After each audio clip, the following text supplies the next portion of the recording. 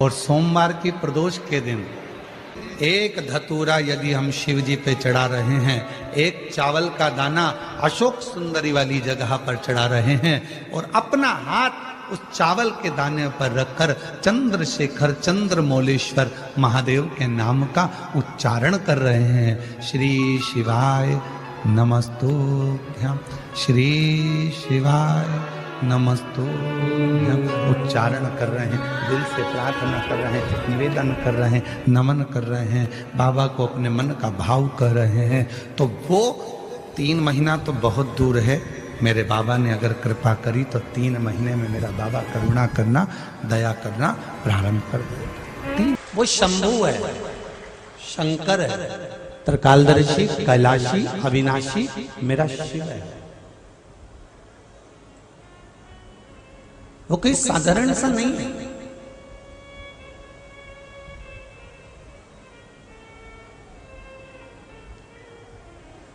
अरे किस्मत वाले हो आप और हम, जो भगवान शंकर की कथा हरिद्वार की ये पावन धारा से, मां गंगा के घाट से, मां गंगा के चरणों से श्रवण करवाए। दुनिया के लोग जब ऊपर चले जाते हैं तब लोटे में भरा के यहाँ आते हैं, जब चले जाते हैं तब लोटे में भरा कर यहाँ आते हैं। पर शिव जी की कृपा ऐसी हुई है, ये मर्दा परिवार हैदराबाद द्वारा जो ये कथा हो रही है, ये शंकर ही कथा करवा रहे हैं। तो शिव की कृपा ऐसी हुई है कि गंगा मैया खुद इस आस्था चैनल के माध्यम से, फेसबुक यूट्यूब के माध्यम से और कथा के माध्यम से आपके घर घर में पहुंच रही है, यहां से वहां तक जा रही है। ये शिव कृपा, ये शंकर की करुणा कि शंभु शरणे पड़ी मांगू घड़ी रे घड़ी, दुख काटो दया करी न दर्शन आपो। तेरी कृपा होती है तब जाकर जीवन का कोई सुख हमारे जीवन में प्राप्त होता है।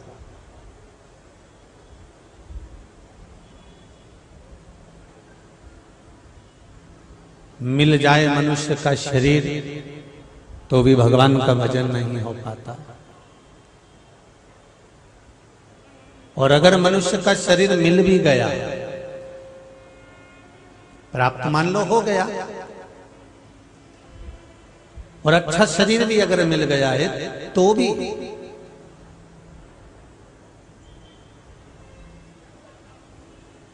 हम अथक प्रयास कर लेते हैं, पूर्ण प्रयास कर लेते हैं, तो भी शिव महापुराण तक पहुंच नहीं पाते। कहीं ना कहीं चलते चलते चलते चलते कोई ना कोई अड़चन उत्पन्न हो ही जाती है। अभी ये मर्दा परिवार आ रहा होगा हैदराबाद से हरिद्वार, इनके कई रिश्तेदार आ रहे होंगे। कई बार ऐसा भी होता है कि टिकट किसी का होता है और आना किसी को पड़ जाता है। आते आते भी कहीं कहीं ऐसा योग बन जाता है कि जो आने वाला था वो रह गया, और उसकी जगह जिसका टिकट ही नहीं हुआ था, जिसका सोचा ही नहीं था, विचार ही नहीं करा था, और कई बार ऐसा हो जाता है कि वो व्यक्ति उस टिकट पर आ जाता है। क्यों? क्योंकि हो सकता है कि इसकी जो पुण्य की गुल्लक है, इसकी जो आनंद की गुल्लक है, वो ज्यादा भरा गई है, इसलिए गुल्लक फूटते से ही हरिद्वार का दर्शन इसके भाग्य में लिखा हुआ, पुण्य की गुल्लक।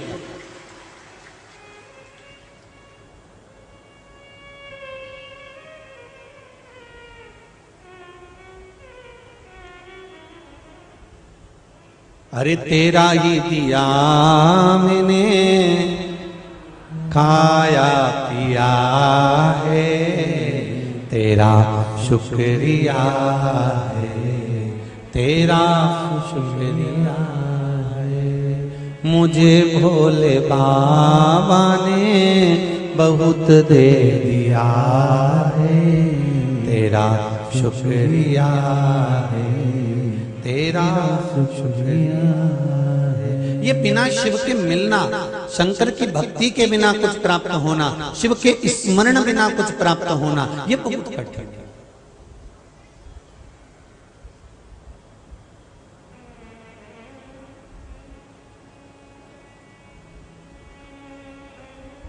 चौबीस 24,000 श्लोक की ये शिव महापुराण की कथा है।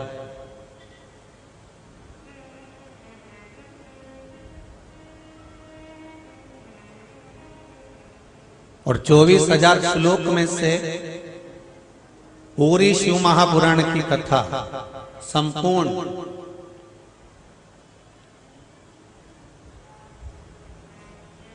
आपको याद रहे चाहे ना रहे, पर इतना जरूर है कि अगर आपने मन लगाकर, चित्त लगाकर, हृदय लगाकर यदि शिव महापुराण की कथा को श्रवण किया है तो ये शिव महापुराण की कथा आपके किसी भी समय पर, किसी भी पल, किसी भी घड़ी पर आपके सामने खड़ी मिलेगी और आपकी रक्षा कर सकती है। कई लोग प्रश्न करते हैं, गुरुजी हम इतनी बार कथा सुनते हैं हमको कुछ याद नहीं रहता, हमने भागवत जी इतनी बार सुनी हमको याद नहीं रही, हमने रामायण इतनी बार सुनी हमको याद नहीं, हमने गीता जी इतनी बार सुनी हमको याद नहीं। तो मेरा निवेदन है कि आप कहते हो कि हमने इतनी बार कथा सुनी और याद नहीं रहती, तो याद कर कर तुम्हें करना क्या है? अगली बार यहाँ बैठना है।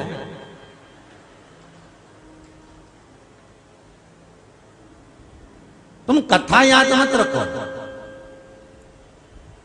कथा सुनकर तो क्या गुरुजी जब कथा याद ही नहीं रहती तो वे कथा सुनने से फायदा कौन सा है, लाभ क्या? जब याद ही नहीं रहे तो कथा क्यों सुने?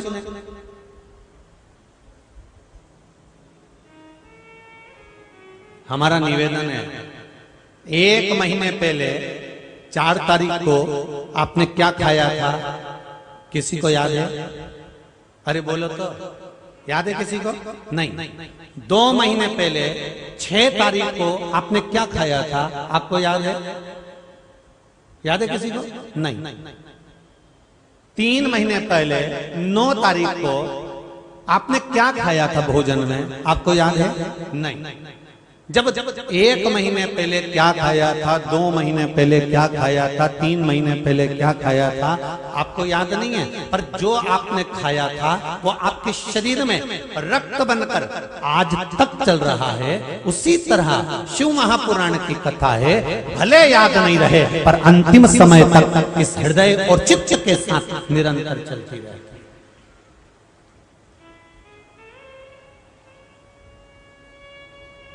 क्या खाया उससे मतलब नहीं है, पर वो शरीर में चल रही है, वो रक्त में चल रही है, वो वृत्ति में चल रही है।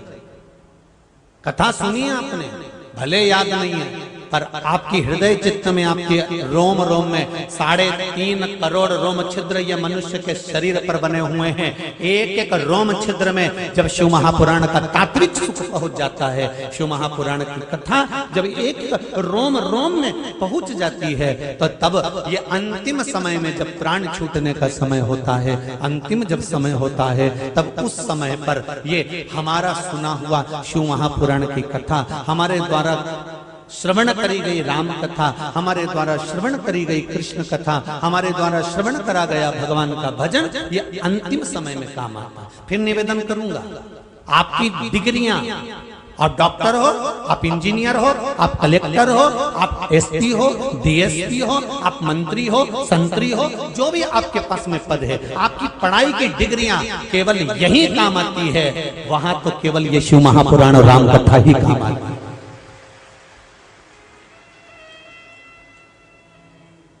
ये डिग्रियों के बल पर आपको यहाँ कुर्सी मिल सकती है, ये डिग्रियों के बल पर आपको यहाँ प्रतिष्ठा मिल सकती है, ये डिग्रियों के बल पर तुम्हें यहाँ सम्मान मिल सकता है, ये डिग्रियों के बल पर तुम्हारे को यहाँ आदर मिल सकता है, ये डिग्रियों के बल पर तुम्हें यहाँ मान और प्रतिष्ठा, यश और वैभव सब कुछ मिल सकता है। पर इन डिग्रियों के बल पर तुम्हें वहां कुछ नहीं मिलेगा।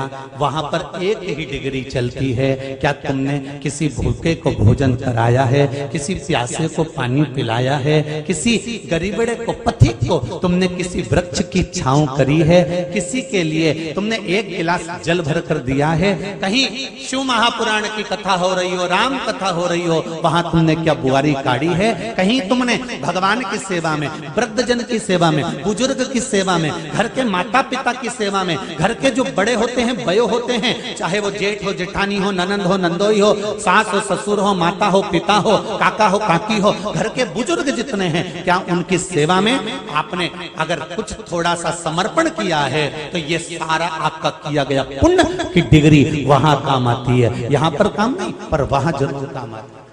आपका समर्पण, आपका आदर, आपका सम्मान, आपका सत्कार।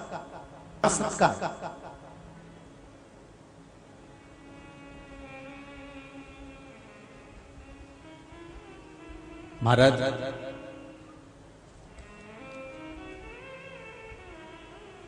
संकल्प तो लिया बाबूजी ने कि मुझे कथा करवाना है मर्दा परिवार में, पर मैं धन्यवाद दूंगा श्रवण कुमार जैसे बेटे दिनेश जी और दिलीप जी आपको, कि आपके दोनों की धर्म पत्नियों को भी धन्यवाद दूंगा और सारे परिवार को धन्यवाद दूंगा जिन्होंने आगे बढ़कर अपनी बहनों के साथ में, पूरे परिवार के साथ में, पूरे कुल के साथ में इस कथा को कि पिताजी का मन है, माताजी का मन है, माँ और बाप का एक मन और चित्तवृत्ति, बस यही तो है। पूर्व समय के श्रवण कुमार माता पिता को कंधे पर तीरथ कराने ले गए थे। आज का बेटा अगर माता पिता कहें और बेटा अगर उनके कहे हुए वचन को निभा ले तो समझ लो श्रवण कुमार से कम नहीं है। इतना भी कर ले तो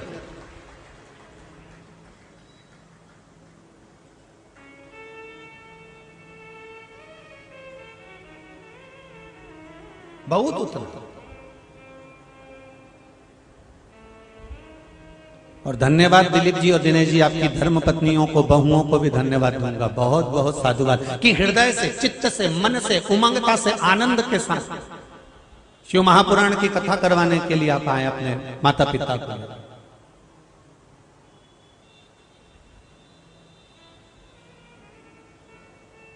आज के जमाने के बच्चे से कह देते हैं ना, ए छोरा, अरे ओ छोरा सुन तो कथा करवाना है, तो इतने में छोरा कह देता है शरीर चल नहीं रहा, कथा करवा के क्या करोगे।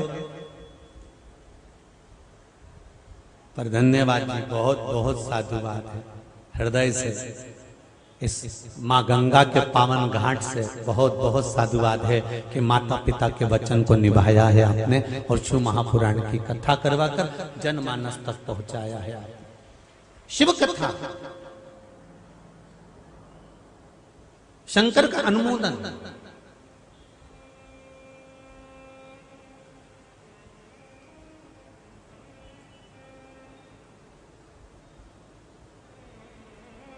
हर की पौड़ी,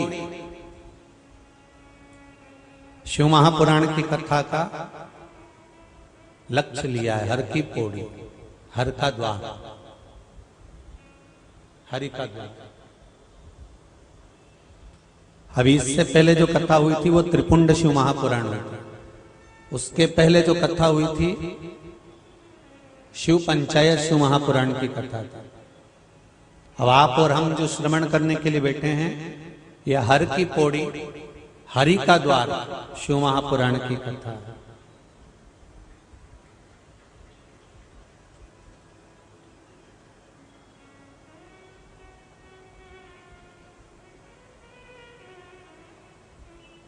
हर की पौड़ी का मतलब क्या है?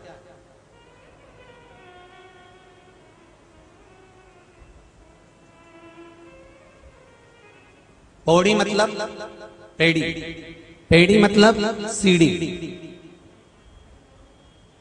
सीढ़ियां जो चढ़ी जाती है। हर की पौड़ी, पेड़ी, सीढ़ी जो चढ़ी जाती है। और उसमें एक शब्द जुड़ा हुआ है, हर की पौड़ी। ये हर, हरि, ये हर हरि जो शब्द है, जो संबोधन है, क्या ये भगवान विष्णु के नाम से लिया गया है?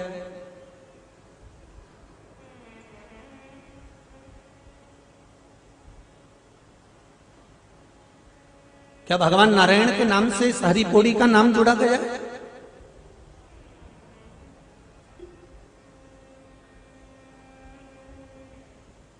कितनी बार आए हो आप लोग? जितने मेहमान लोग आए हैं हैदराबाद से वो भी बताएं, और जितने लोग यहाँ कथा सुनने आए वो भी बताएं, कितनी कितनी बार आ गए?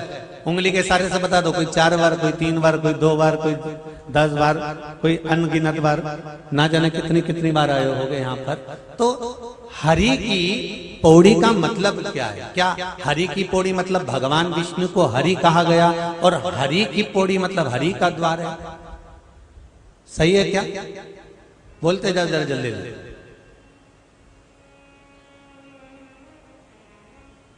हरि का संबोधन केवल भगवान विष्णु से नहीं लिया गया।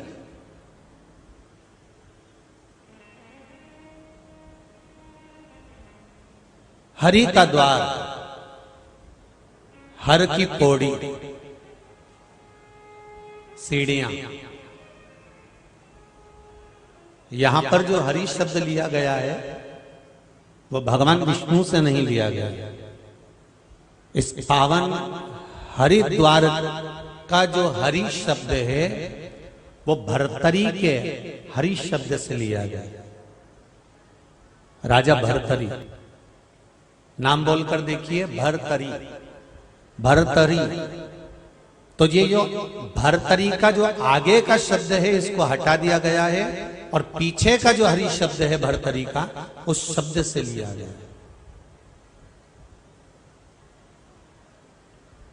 यहां भगवान विष्णु के हरि शब्द से नहीं है मतलब।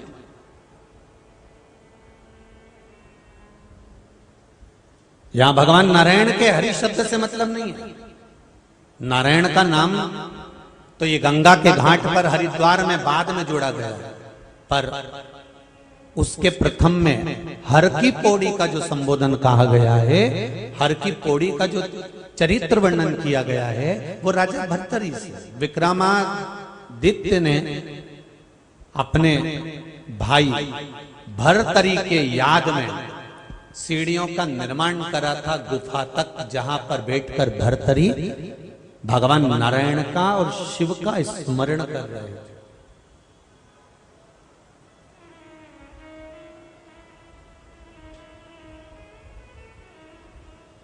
जहां पर भगवान विष्णु का स्मरण कर रहे हैं, भगवान गोरखनाथ जी का स्मरण कर रहे हैं, भगवान शिव का स्मरण कर रहे हैं। बड़ा सुंदर संवाद है महाराज। राजा भर्तरी उज्जैनी में निवास,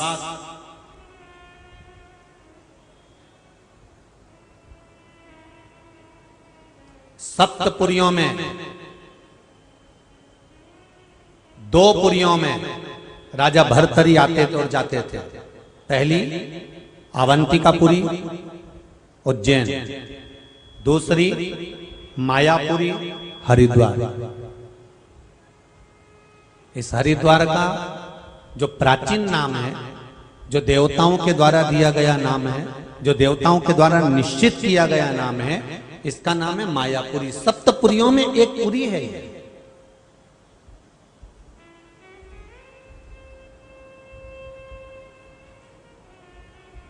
मथुरा, अयोध्या, द्वारका ये पुरियों में निर्मित है। 7 पुरियों में एक पुरी है मायापुरी, और वो मायापुरी कोई दूसरी नहीं है। जिस भूमि पर आप बैठकर शिव महापुराण की कथा को श्रवण कर रहे हो, आस्था चैनल के माध्यम से, फेसबुक यूट्यूब के माध्यम से आप कथा सुन रहे हो, तो आपको ये ज्ञात होना चाहिए कि आप हरिद्वार की धरा पर नहीं, आप मायापुरी में, सप्तपुरियों में से एक पुरी भगवान विष्णु के द्वारा निर्मित इस पुरी में बैठकर कथा सुन।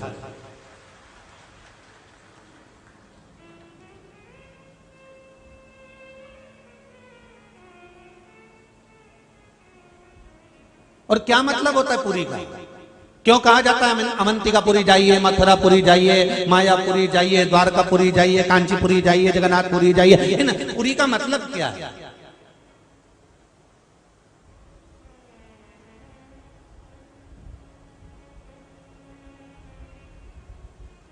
सारे तीर्थ में हम जाते हैं, सारे तीर्थों में हम पहुंचते हैं, वहां जो हम दान करते हैं, वहां जो हम पुण्य करते हैं, वहां जो हम सत्कर्म करते हैं, उसका फल। और स्कंद पुराण अगर आप लोगों ने सुनी हो तो, अगर नहीं भी सुनी हो तो फेसबुक यूट्यूब पर डली होगी। मुंबई के अंधेरी में माहेश्वरी समाज द्वारा माहेश्वरी भवन में शिव महापुराण कथा का वाचन किया था। शायद वो यूट्यूब पर या फेसबुक पर डली होना चाहिए। आप उसको सुनेंगे तो उसमें वर्णन किया है कि स्कंद पुराण में जो तीर्थ खंड आता है, पुरियों का जो वर्णन आता है स्कंद पुराण में, उसमें वर्णन किया है कि सारे तीर्थों में जाकर दान करिए, सारे तीर्थों में जाकर पुण्य करिए, सारे तीर्थों में जाकर भजन करिए, सारे तीर्थों में जाकर नाम जाप करिए, सारे तीर्थों में जाकर दीपदान करिए, सारे तीर्थों में जाकर भगवान का भजन करिए, सारे तीर्थों में जाकर आप भगवान का स्मरण करिए, चाहे सारे तीर्थों में बैठकर आप कितना गुणगान करिए, उसका फल आपको मिलेगा, दुगना मिलेगा। आप तीर्थ में जो पुण्य करोगे उसका फल दुगना मिलेगा। पर शिव महापुराण की कथा कहती है, स्कंद पुराण कहती है कि जो हमारे हिंदू धर्म सनातन धर्म में 7 पुरियों का जो निर्माण करा गया है, इन पुरियों के निर्माण का मतलब यह है कि सप्तपुरियों में जाकर जो हम दान करते हैं, सप्तपुरियों में जाकर जो हम भजन करते हैं, सप्तपुरियों में जाकर जो हम कथा श्रवण करते हैं, सप्तपुरियों में जाकर यदि हम एक अन्न का दान, एक दीप दान, अगर एक मंत्र जाप, एक नाम जाप भी करते हैं तो उसका फल दुगना नहीं होता, उसका फल 1000 गुना प्राप्त होता है। वो दुगना नहीं हो पाता, 1000 गुना प्राप्त।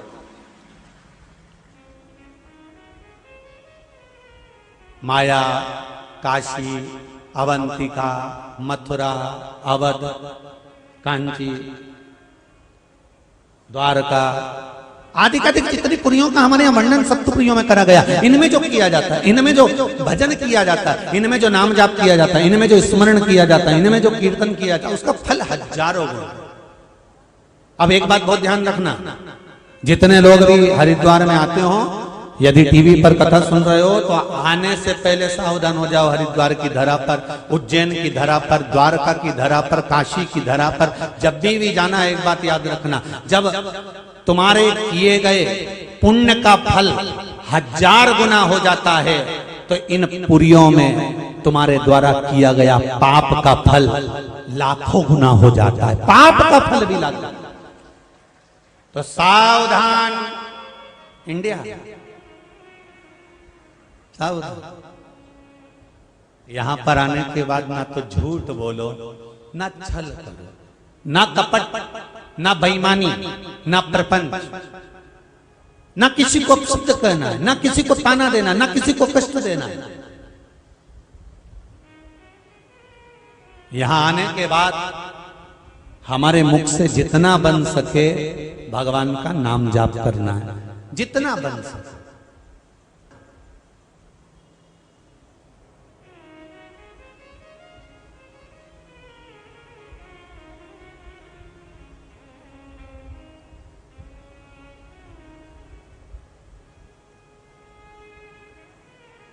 मैं आशीष को कह रहा था कि आशीष, ये मर्दा परिवार ने, दिनेश जी ने, दिलीप जी ने जो वो कार्ड छपाया है छोटा सा, उसमें लिखा हुआ है इतनी बजे से इतने बजे ये कार्य, इतनी बजे इतनी बजे ये कार्य, इतनी बजे इतनी बजे ये कार्य, इतनी बजे से इतनी बजे तक ये कार्य, सब कुछ लिखा। तो मैंने आशीष से कहा इसमें एक बात लाइन नीचे और डाल देना थी कि बचा हुआ जो समय है उसमें शंकर का नाम जप जा।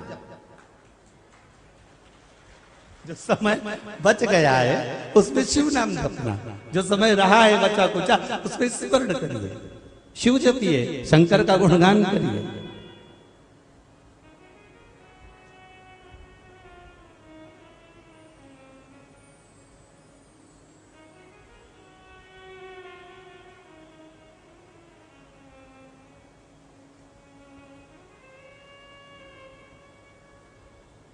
महाराज ये जिह्वा शिव नाम में जितनी डूबी है उतना सुख है।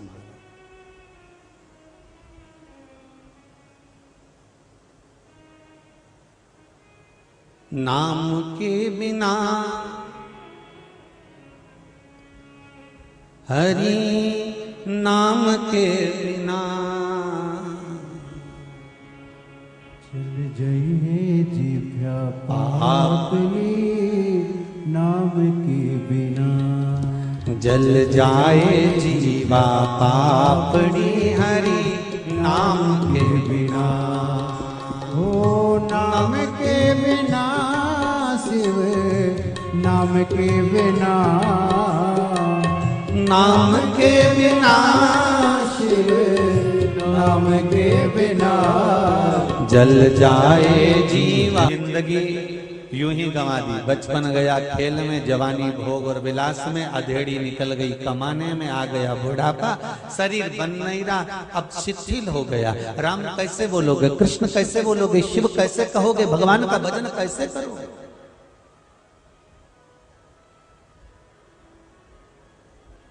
तीर्थ में जाकर भजन किया, दुगना फल हो गया। पर सप्तपुरियों में जाकर जो भजन किया तो पुण्य जम के बोलो जरा 1000 गुना हो गया। और सप्तपुरियों में जाकर यदि पाप किया, झूठ, छल, बेईमानी, कपट, निंदा। कई लोगों की आदत रहती सप्तपुरियों में आने के बाद भी निंदा कर बैठते हैं। हरिद्वार आए ना 2-4 के साथ मिल के, और 2-4 के साथ मिल के आए, और उसने जरा सा कोई ऑटो, उसने रिक्शा करा और रिक्शे में वो आगे बैठ के निकल गई, तो पीछे जो बैठी रहती है ना बाकी की रिक्शे वाली, हाँ होते एसी, बस जो चालू हुआ ना, क्यों तुम अकेले अकेले गंगा नहा कर आ गए, हमको ले जाने में क्या दिक्कत थी तुमको?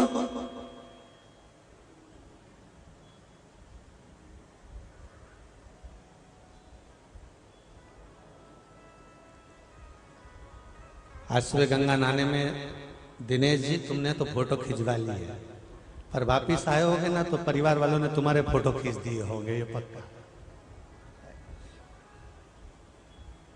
अकेले चले गए, गंगा नहाया, हम भी जाते, हम भी नहाते। महाराज सप्तपुरी में आओ, आप मायापुरी में बैठकर शिव महापुराण की कथा सुन रहे हो, तो मायापुरी में अगर कथा सुन रहे हो तो निवेदन है, ना निंदा, ना चुगली, ना बुराई, ना असत्य, झूठ, प्रपंच कुछ। यहां तो केवल एक काम करना है, श्री शिवाय नमस्तुभ्यम, श्री शिवाय नमस्तुभ्यम, श्री शिवाय नमस्तुभ्यम, श्री शिवाय नमस्तुभ्यम। इन सप्तपुरियों कहीं पर भी बैठकर आप भगवान का भजन, उस भजन का फल क्या? एक कथा आती है, 2 मित्र थे, दोनों का बर्थडे, दोनों का जन्मदिन एक साथ आ गया। एक कहता है चलो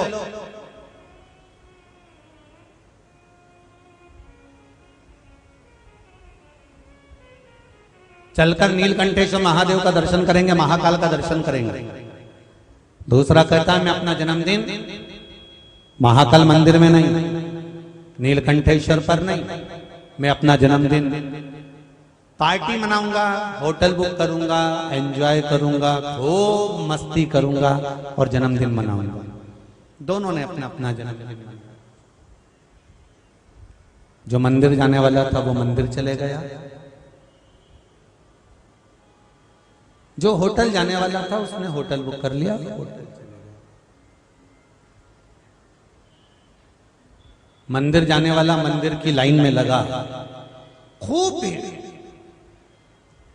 अब मन में सोच रहा है, अरे मेरी भी बुद्धि मारी गई थी, कहां मैं दर्शन करने आया, मेरा दोस्त कितना जोरदार एंजॉय कर रहा होगा, केक काट रहा होगा, खूब खारा पीरा मौज कर रहा होगा, डिस्को कर रहा होगा, और मैं अपना जन्मदिन यहाँ लाइन में लगा हूं, 1 घंटे से लगा हूं, अभी तक भगवान के दर्शन ही नहीं हुए।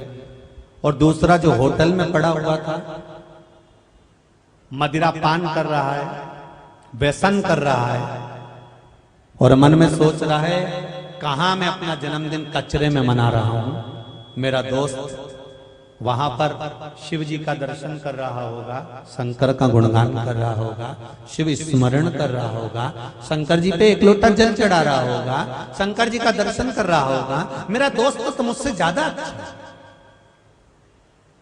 दोनों मिल गए, 3 महीने बाद बाइक से जा रहे थे, 4 व्हीलर से टकरा गए, दोनों मर गए। जो होटल गया था वो बैकुंठ में था, जो मंदिर के दरवाजे पर खड़ा था वो नरक में था। कारण क्या कारण था कि मंदिर में खड़े रहने के बाद भी उसका मन मंदिर में नहीं था, और वो होटल में रहने के बाद भी उसका मन महाकाल के दरवाजे पर था। ये चित्त से मिलता मन, बिना मन के भगवान नहीं मिल सकता।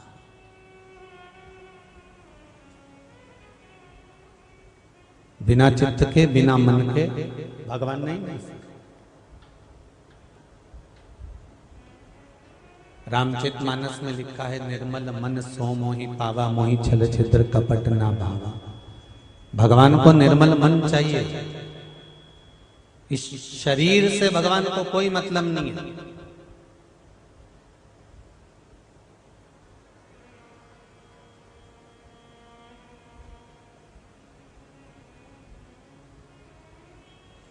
अगर शरीर से भगवान प्रसन्न होता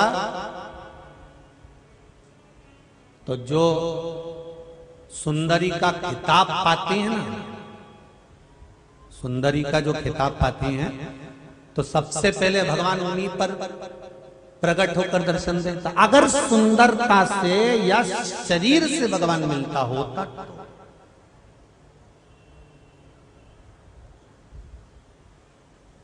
भगवान शरीर से कभी नहीं मिलता, भगवान शरीर से कभी प्राप्त नहीं होता।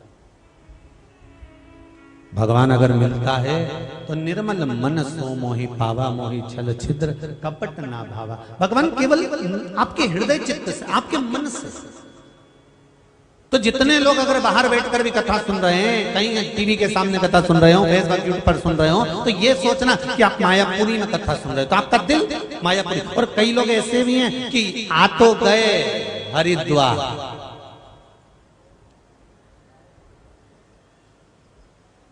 पहुंच तो गए मायापुरी में, उसके बाद भी मन घर पे ही लगा है।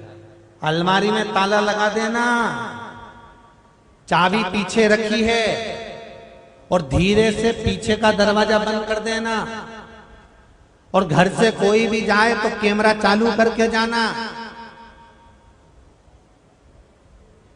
और सुनो, मेरी साड़ी ड्राई क्लीन पे पड़ी है, उठवा लेना, नहीं तो धो भी भूल जाए। और सुनो, वहां से ये सामान लेकर आ जाना। अब सोचिए जरा, बैठे कहाँ हूं मायापुरी में, बैठे कहाँ हूं हरिद्वार में, बैठे कहाँ हूं बद्रीनाथ में, केदारनाथ में, यमुनोत्री में, गंगोत्री में, और चित्त कहाँ लगा हुआ है घर में। और जो घर में है उसके पास में लोग आके पूछ रहे हैं, क्यों मम्मी नहीं दिख रही, क्यों माता जी नहीं दिख रही? तो बहू कह रही है वो तो हरिद्वार गई है। अच्छा, हाँ, मर्दा परिवार कथा करवा रहे हैं ना, तो सारे हैदराबाद से 100-150 लोग गए। अच्छा, हाँ, हमारी माता जी भी गई, हमारी काकी जी भी गई, हमारी बुआ जी भी गई है। अब जितने लोग उसके यहाँ जा रहे हैं तो वो कथा की बात कर रहे हैं, और तुम यहाँ बैठकर घर की बात कर रहे हैं। मेरी बहू तो ऐसी, मेरा छोरा तो ऐसा, मेरा पोता तो ऐसा। भगवान भी मन में सोचा, आई काय को, कौन ने बुलाया तेरे को यहाँ, क्यों आई? दिल तो वहां छोड़ी आई।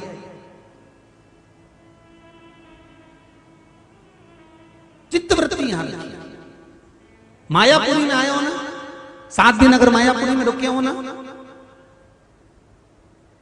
जहां जहां आप रुके हो, 7 दिन जहां रुके हो ना, बस अपने को एक बात याद रखना है कि 3 घंटे की कथा सुनना है और कथा के साथ में जितना बन जाए गंगा जी के घाट पर बैठकर, क्योंकि मंदिर मंदिर जाओ, दर्शन करो, पूजन करो, पुण्य करो, अर्चना करो, मना नहीं है, पर जितना बन जाए गंगा जी के घाट पर बैठकर श्री शिवाय नमस्तुभ्यम या पंचाक्षर मंत्र नमः शिवाय, षडाक्षर मंत्र ओम नमः शिवाय, जो तुम्हारा मन कर जाए वो जपना है।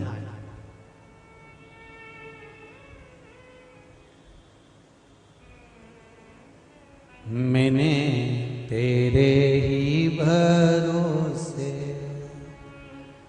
ओ भोले तेरे ही भरोसे हवा बिच उड़ती जावांगी, बाबा डोर हत्तो छठी ना में कटी जाऊंगी। ये शिव के भरोसे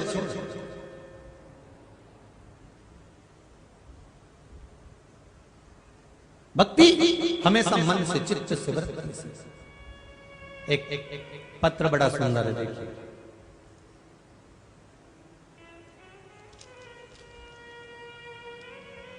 निर्मला देवी,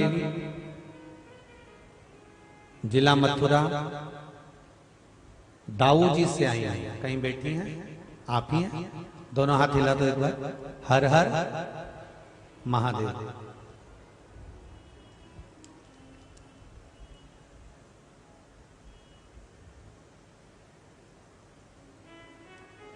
भोलेनाथ जी की ऐसी कृपा हुई है गुरुदेव, मेरे पति हार्ट के पेशेंट थे और फिर उनकी तबीयत ज्यादा खराब होती चली गई, खाने की प्रॉब्लम होने लगी, खाना बंद कर दिया। आगरा के डॉक्टरों के पास गई, श्रेष्ठ हॉस्पिटल में उनको दिखाया, उन्होंने कह दिया इनको कैंसर हो रहा है ट्यूमर के अंतर्गत। गुरुदेव भोले बाबा से प्रार्थना करी, क्योंकि सावन के महीने से आपकी शिव महापुराण की कथा सुन रहे हैं। बाबा से निवेदन करा, बाबा इतनी पोजीशन नहीं कि कोई इलाज करवा पाऊं। तब शहद वाला प्रयोग करना प्रारंभ करा, आपने लिखा है बहन, शहद वाला प्रयोग करना प्रारंभ करा। बाबा की कृपा हुई, मैंने फिर उस रिपोर्ट को ले जाकर आगरा की जयपुर के डॉक्टरों को दिखाया, मेरे रिश्तेदारों के साथ। और गुरुदेव मैं क्या वर्णन करूं, जब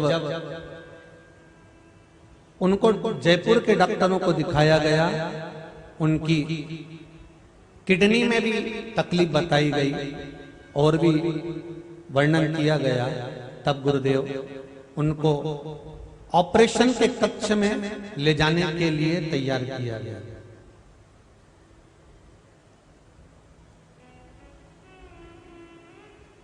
गुरुदेव बाबा देवाधिदेव महादेव की कृपा किसको कहते हैं कि ऑपरेशन कक्ष में ले जाने के बाद भी श्री शिवाय नमस्तुभ्यम मंत्र का जाप करते रहे, तो बाबा की ऐसी कृपा रही, ना कैंसर हुआ ना ट्यूमर हुआ और मेरे पति ठीक होकर घर आ गए।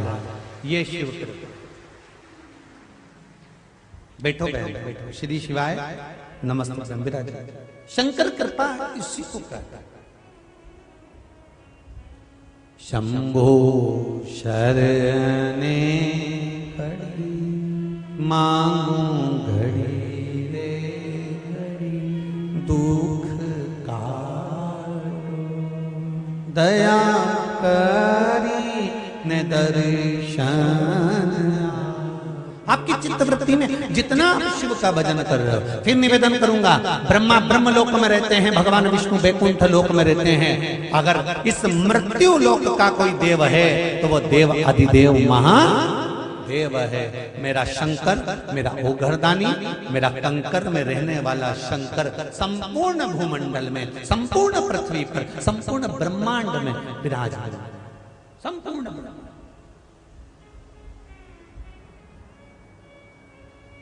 हमें केवल किसी तीर्थ में जाने के बाद हमें केवल एंजॉय नहीं करना है कि हमको केवल खाना पीना और सोना और एसी का रूम मिल जाए, डनलप का गद्दा मिल जाए, टीवी मिल जाए और अपन अपना दरवाजा ना छोड़े, कमरा ना छोड़े। नहीं नहीं नहीं,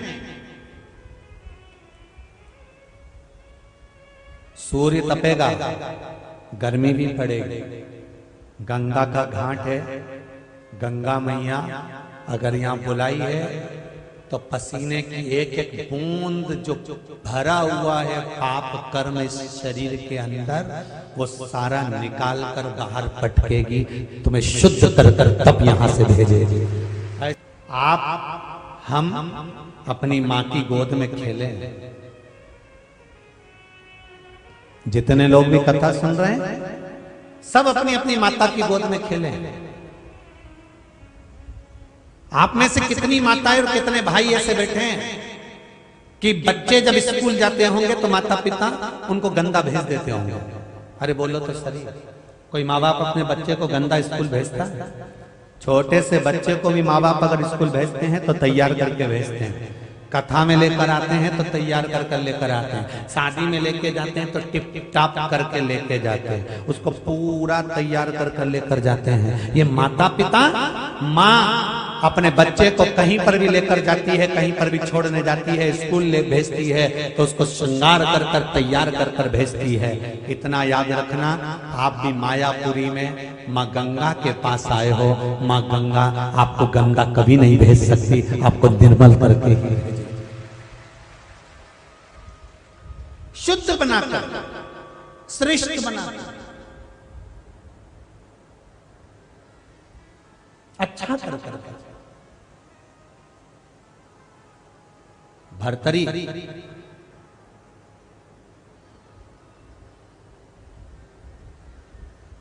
अवंतिकापुरी में निवास है राजा भर्तरी का।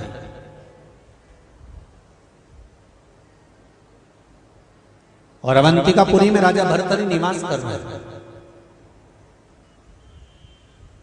पत्नियों में एक पत्नी है, वो बड़ी सुंदर है, जिसका नाम है पिंगला, बड़ी सुंदर।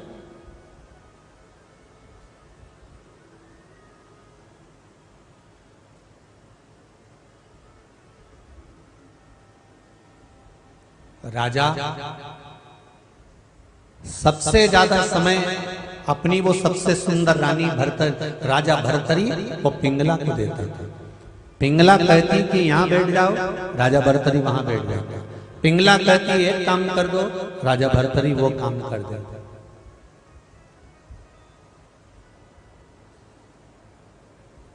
पिंगला कहती कि मुझे वहां जाना है, राजा भर्तरी रथ चलाने के लिए किसी सारथी को नहीं रखते थे। राजा भर्तरी जब पिंगला को लेकर जाना होता था तो खुद रथ चलाकर लेकर जाते थे। इतना स्नेह, इतना प्रेम राजा भर्तरी उस रानी से करते। माँ गंगा की पावन धरा पर महाराज भर्तरी अपनी धर्म पत्नी पिंगला को बहुत प्रेम करते, सुंदर बहुत है।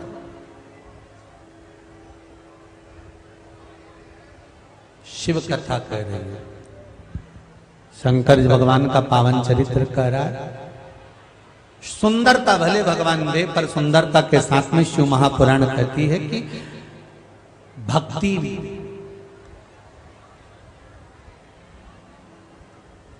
स्मरण भी दे, मंत्र जाप भी दे, नाम जाप। सुंदर कथा कर रही है महाराज।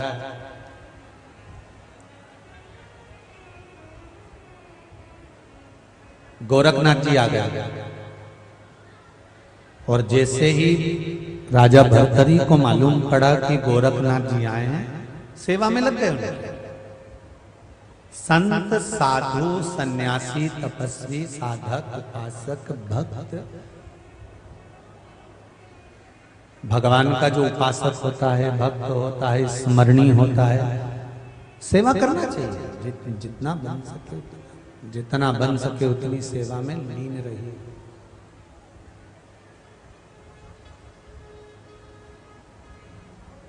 जितना बन सके उतना सेवा करें। अब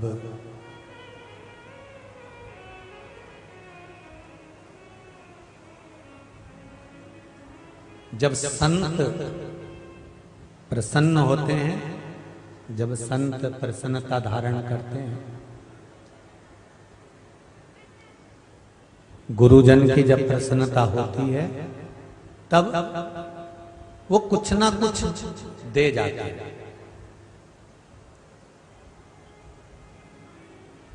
शिव महापुराण की कथा में आप सब लोग आए हैं। हम भले अपने हाथों से आपको कुछ ना दें, पर इतना विश्वास मुझे मेरे कुबेर भंडारी पर है कि जो शिव महापुराण में आता है उसका भंडार तो भोलेनाथ भर ही देते हैं। ये पक्का।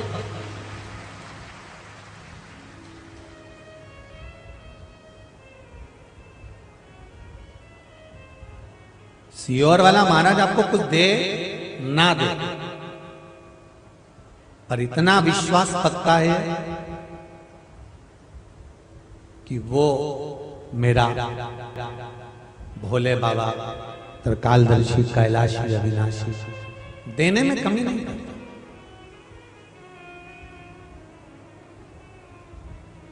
आप दिल से सुनो, वो दिल से देगा। आप दिल से एक लोटा पानी भगवान शंकर को समर्पित करो, वो दिल से देगा। गंगा के घाट पर आए हो, शिवलिंग मिले ना मिले, गंगा का ही एक कंकर निकालकर हाथ में रखकर गंगा का ही जल उस कंकर पर ये मानकर समर्पित करो कि मैं विश्वनाथ को गंगा जल चढ़ा रही हूं, सोमनाथ को, केदारनाथ को, मल्लिकार्जुन को, भीमाशंकर को, त्र्यंबकेश्वर को, ओमकारेश्वर को, महाकालेश्वर को, वैद्यनाथ को, रामेश्वरम को, नागेश्वर को। आप ये मानकर समर्पित करो ना कि मैं कुंदकेश्वर को, मैं चंपेश्वर को, ममलेश्वर को जल समर्पित कर रहे। लिया, चढ़ाया, सीधे हाथ में वापस कंकर लिया, डुबकी लगवाई, अंदर जल में ही वापस छोड़ दिया। और क्या कहकर छोड़ा? मेरे शंकर गंगा के जल को 12 ज्योतिर्लिंग के भाव से समर्पित करा है, तो आप इसको स्वीकार कर लेना, मेरा उद्धार कर देना। हो गया।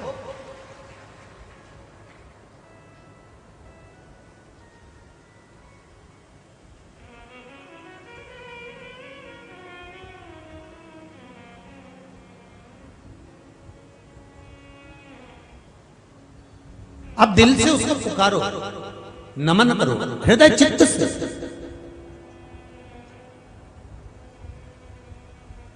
जिस चीज की तलब होती है ना, वो चीज मिलती है, पक्का है। दिल में जिसकी तलब होगी, एक तंबाकू खाने वाला जो व्यक्ति होता है ना, इसको एसी के डब्बे में बिठा दो और ये तंबाकू की डिब्बी भूल आया, ये अपने जेब में वो तंबाकू लेकर नहीं आया, वो बैठेगा और उसको जब तलब उठेगी ना उस तंबाकू को खाने की, पाने की, जो नशे में डूबा हुआ व्यक्ति होता है ना, जिस चीज का नशा होता है और वो चीज उसको नहीं मिले तो वो ढूंढता है। तो तंबाकू खाने वाले को तंबाकू उसी एसी के डब्बे में कहीं ना कहीं से मिली जाती है। जब वो तंबाकू खाने वाले को तलब उठी तो एसी के डब्बे में उसके लिए तंबाकू आ सकती है, तो तुम में अगर शिव से मिलने की तलब उठेगी तो क्या शंकर नहीं आएगा? उठना चाहिए उसको पाने की तलब।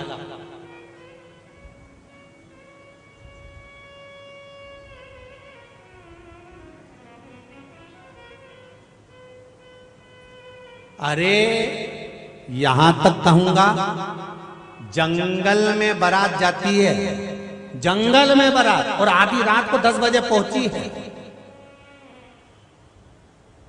और इन नशेलों को कौन बता देता है कि दुकान वहीं पर है? जरा सोचो, आधी रात को 11-12 बजे बारात पहुंच रही है, कोई बताने वाला नहीं, जंगल में पहुंची है, किसी से पहचान नहीं, और बाराती आते से पूछ लें और दुकान मिल जाए। तो जरा विचार करो, जब उनको वो दुकान मिल सकती है तो हमारे भीतर भी तो परमात्मा के पाने की ललक होना चाहिए, तो परमात्मा मिल जाए। अगर ललक ही नहीं होगी,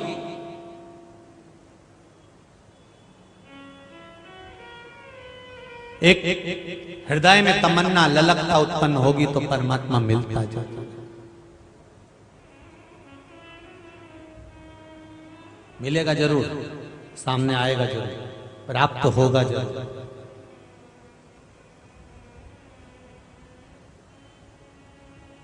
इतने पत्र हैं, एक से बढ़कर एक पत्र लिखा है आप लोगों ने, और अपने हृदय का अनुभव लिखा है। हम इसको पत्र नहीं कहते, हम इसको कहते हैं कि बाबा ने जो आपको आकर दर्शन दिया, हाजिरी दी है, मेरे शंकर भगवान ने जो आपके सम्मुख में आपकी दुख की घड़ी में जो आपने उपाय करा, मंत्र का जाप करा, उसका जो फल मिला है, आपने वो दिल से लिखा है, पत्र नहीं है। ये बाबा का पृथ्वी पर होने का हस्ताक्षर है कि मैं हूं, इसलिए संसार चल रहा है, मैं हूं।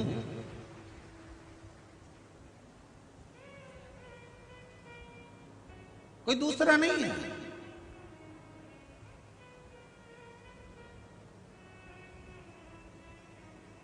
पिंगला गोरखनाथ जी की सेवा में गई,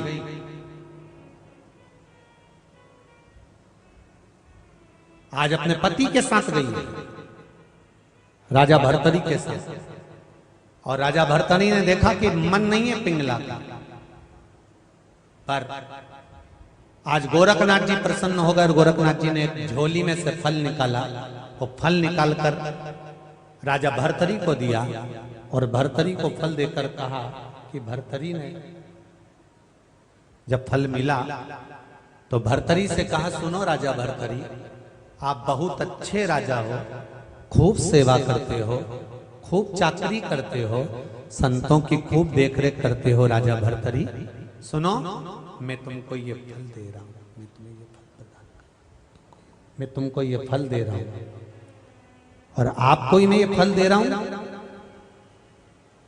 इस फल को अगर आप खा लोगे अंतिम समय तक भी बूढ़े नहीं होगे, जवान की जवान बने रहोगे, सुंदर की सुंदर बने रहोगे। लो ये फल।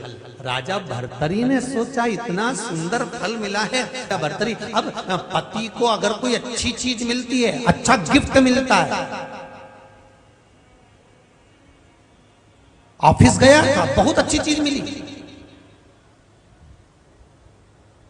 किसको ला कर देगा? बोलो री जी हो, जरा अच्छे से बोलो, किसको ला कर देगा? बहुत अच्छी चीज मिल गई, बहुत अच्छा गिफ्ट मिल गया, बहुत अच्छी सामग्री मिल गई, बहुत अच्छा सामान मिल गया, घर में 4 पुत्र हैं, 4 बेटियां हैं, जिसके प्रति उसका लगाव होगा, जिसके प्रति उसका स्नेह होगा, पत्नी है जिसके प्रति उसका बहुत प्रेम होगा, वो उसी को देगा। राजा भर्तरी ने सोचा अगर मैं युवान हो गया, मैं जवान हो गया, पर मेरी पत्नी ये पिंगला अगर बूढ़ी हो गई तो कितनी बुरी लगेगी, मेरा हृदय इस पर आ ही नहीं पाएगा, और मैं जवान होकर क्या करूंगा? इस पिंगला को जवान होना चाहिए, अंतिम अवस्था तक ये पिंगला सुंदर दिखना चाहिए।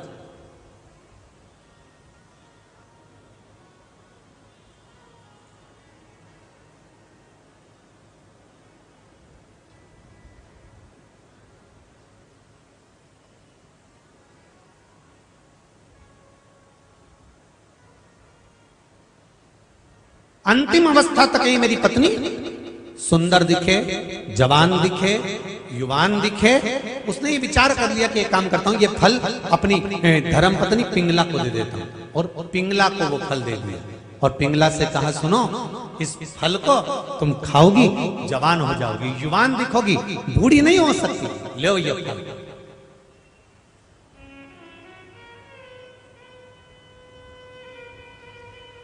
लीजिए ये फल। कथा का नाम है हर की पौड़ी शिव महापुराण कथा, हरि का द्वार शिव महापुराण कथा। तो आपको मालूम होना चाहिए कि हर की पौड़ी कब बनी थी, किसने बनाई थी, हर की पौड़ी का मतलब क्या है। हरिद्वार तो तुम हर बार आए, पर तुम्हें मालूम क्या था? तुम तो सोचे गंगा का घाट है, हरि का द्वार है, हरि के द्वार जाना है। पर हरि का द्वार से नहीं, भरतरी का हरि लिया है। भरतरी, भरतरी का पीछे का शब्द हरि आया है, और उसकी पौड़ी बनी, उसका सीढ़ियां बनी है, उसके नाम पर चल रहा। उसको पहचानो क्यों, किस लिए? आने वाली पीढ़ी पूछेगी, माँ कहां गई थी? हरिद्वार। उसका मतलब क्या होता है बताना पड़ेगा आपको, कि इतनी बार मैं हरिद्वार गई पर मुझे मालूम नहीं पड़ पाया कि हरिद्वार का मतलब क्या है। मैं तो गई और गंगा नहा कर आ गई और लोगों ने कहा कि हरि का द्वार है, जाओ नहाओ, पर उस हरि संबोधन को मुझे जानना है, क्या भगवान विष्णु के नाम के हरि के संबोधन से जुड़ा गया है कि भरतरी के हरि के नाम से जुड़ा गया? उस संबोधन को मुझे पहचान।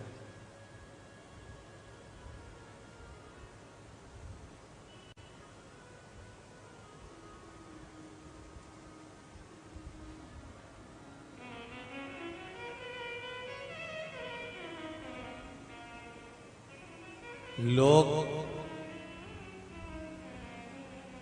दवाई खाते हैं, कोई वैक्सीन आता है, कोई इंजेक्शन आता है, तो पहले उसके लिए पूरी अब्बा उड़ाते हैं। जैसे वो कोरोना का वैक्सीन नहीं आया था, उसके लिए लोगों ने उड़ाया था कि नहीं उड़ाया था? जो लगवाता है तो हाथ टेढ़ा हो जाता है, बुखार आ जाता है, उठ ही नहीं पाता है, फिर तो ना जाने क्या क्या हो जाता है। अरे नी लगवाओगे तो निपट जाओगे, लगवाओ तो। किस किस ने लगवाया वैक्सीन? जम के बोलो जरा। लगवाया सबने ना। थोड़ी देर, अब तो कोई भी दवाई अगर शरीर में जाए तो थोड़ा बहुत तो शरीर में असर करे कि नहीं करे? अरे बोलो तो जम के, करे ना।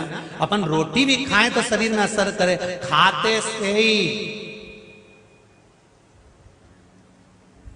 1 बजने में टाइम है, अब भी आई 2 मिनट, और जो गई ने एसी चालू करा और कमरा में जो सोई, और फिर किसी ने बेल बजाई और बेल बजाई, तो अभी तक तैयार नहीं हुई, बस 2 मिनट में, और फिर तैयार हुई ने 1 बजे कथा में कुछ, मतलब भोजन भी अपना असर दिखाता। जो कथा सुनते हो वो भी अपना असर दिखाती है, कथा सुनते से ही। ये क्या?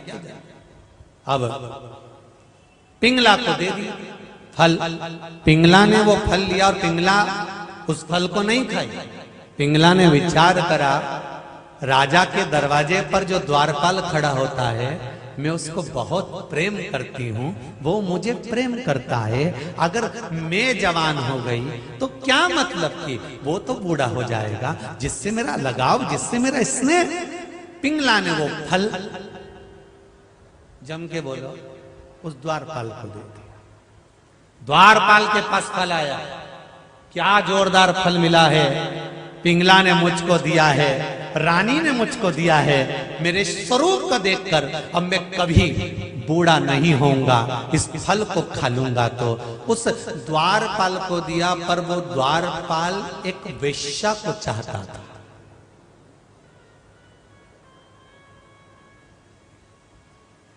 वो द्वारपाल एक वेश्या से स्नेह करता था। फल आया द्वारपाल के पास, फल द्वारपाल के पास से वो वेश्या के पास पहुंच गया। द्वारपाल ने सोचा अगर मैं जवान हो जाऊंगा, मैं सुंदर हो जाऊंगा, मैं युवान हो जाऊंगा, पर वेश्या तो बूढ़ी हो जाएगी। वो वेश्या के पास फल पहुंच गया। वेश्या के पास फल आया और उसमें पत्र लिखा हुआ था, ये वो फल है जो खाएगा जवान हो जाएगा, युवान हो जाएगा, सुंदर बना रहेगा, अंतिम क्षण तक, प्राण छूटने तक, मृत्यु के घाट पहुंचने तक भी उसको बुढ़ापा छू नहीं सकता। ये फल आया है, लो।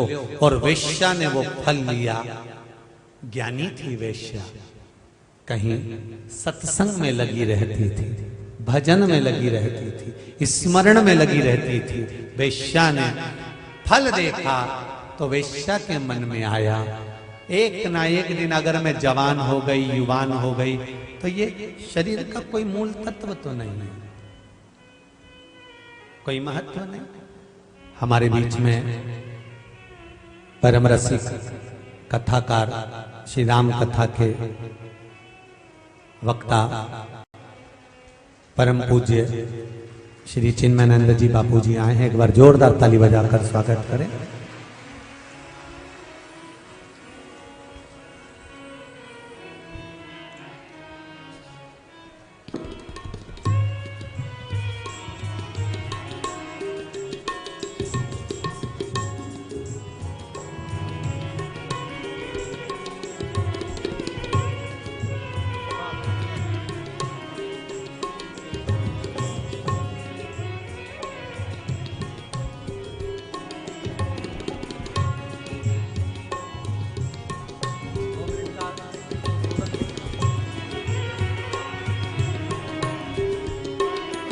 एक बार जोरदार ताली बजाकर।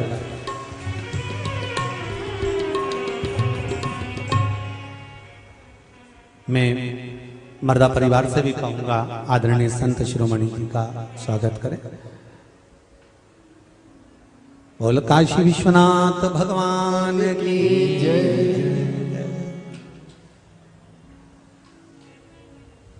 शिव कथा कर रहे हैं, मर्दा परिवार भी स्वामी जी का एक स्वागत करें। शंभु शरणे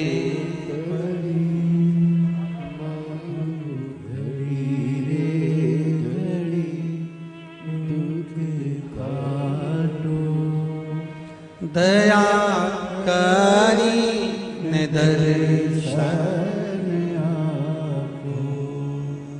शंभु शरणे पड़ी मांगू घड़ी रे